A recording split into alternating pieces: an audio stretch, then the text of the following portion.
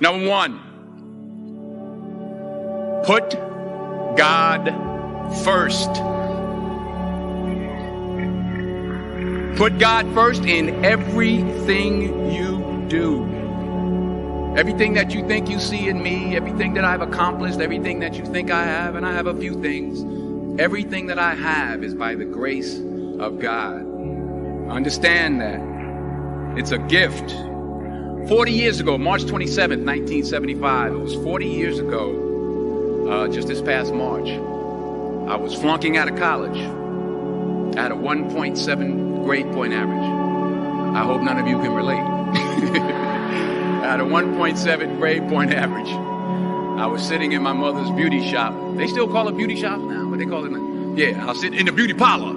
I was sitting in my mother's beauty parlor, and I'm looking in the mirror, and I see behind me this woman under the dryer. And every time she looked up, every time I looked up, she was looking at me, just looking me in the eye. And I didn't know who she was, and I said, she said, somebody give me a pen, give me a pencil. I have a prophecy. March 27, 1975, she said, boy, you are going to travel the world and speak to millions of people. Now, mind you, I was flunked out of college. I'm thinking about joining the army. I didn't know what I was going to do, and she's telling me I'm going to travel the world and speak to millions of people. Well, I have traveled the world, and I have spoke to millions of people. But that's not the most important thing, the success that I had. The most important thing is that what she taught me and what she told me that day has stayed with me since. I've been protected. I've been directed. I've been corrected. I've kept God in my life, and it's kept me humble. I didn't always stick with him, but he always stuck with me.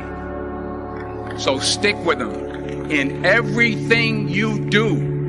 If you think you want to do what you think I've done, then do what I've done and stick with God. Number two, fail big. That's right. Fail big. Today's the beginning of the rest of your life, and it can be very frightening. It's a new world out there. It's a mean world out there. And you only live once. So do what you feel passionate about. Take chances professionally. Don't be afraid to fail. There's an old IQ test, was 9 dots, and you had to draw 5 lines with a pencil within these 9 dots without lifting the pencil. The only way to do it was to go outside the box. So don't be afraid to go outside the box.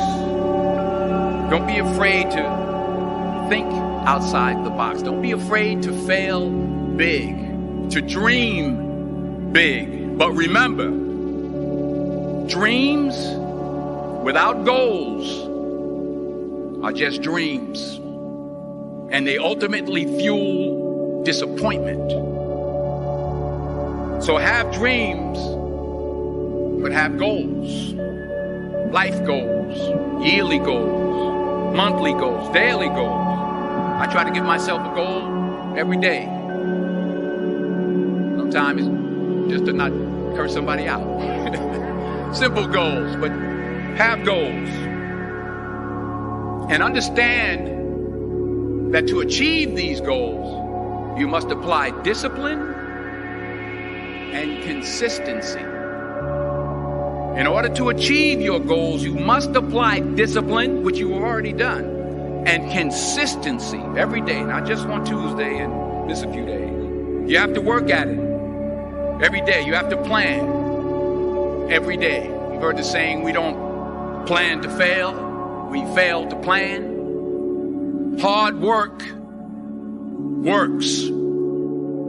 Working really hard is what successful people do. And in this text, tweet, twerk world that you've grown up in, remember, just because you're doing a lot more doesn't mean you're getting a lot more done. Remember that. Just because you're doing a lot more doesn't mean you're getting a lot more done.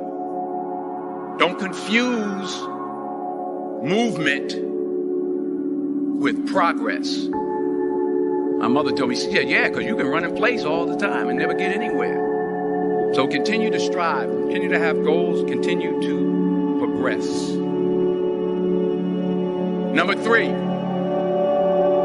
you'll never see a U-Haul behind a hearse.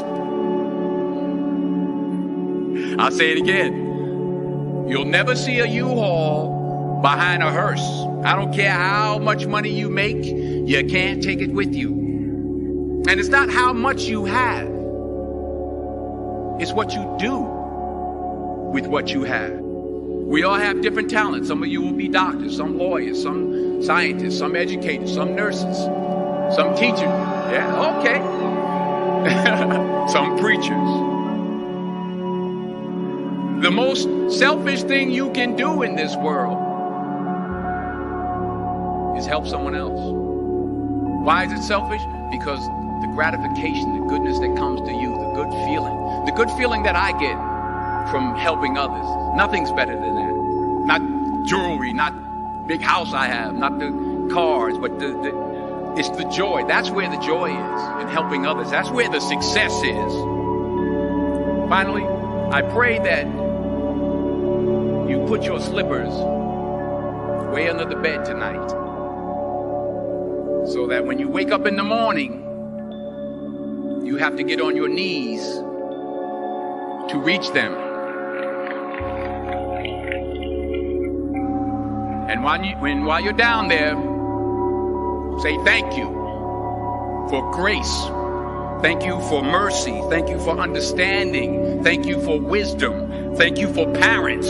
Thank you for love. Thank you for kindness. Thank you for humility. Thank you for peace. Thank you for prosperity. Say thank you in advance for what's already yours. That's how I live my life. That's why I am. One of the reasons why I am today. Say thank you in advance for what is already yours. True desire in the heart for anything good is God's proof to you, sent beforehand to indicate that it's yours already. I'll say it again. True desire in the heart, that itch that you have, whatever it is you want to do, that thing that you want to do to help others and to grow and to make money, that desire, that itch, that's God's proof to you, sent beforehand already to indicate that it's yours. And anything you want good, you can have. So claim it. Work hard to get it. When you get it, reach back. Pull someone else up. Each one, teach one. Don't just aspire to make a living.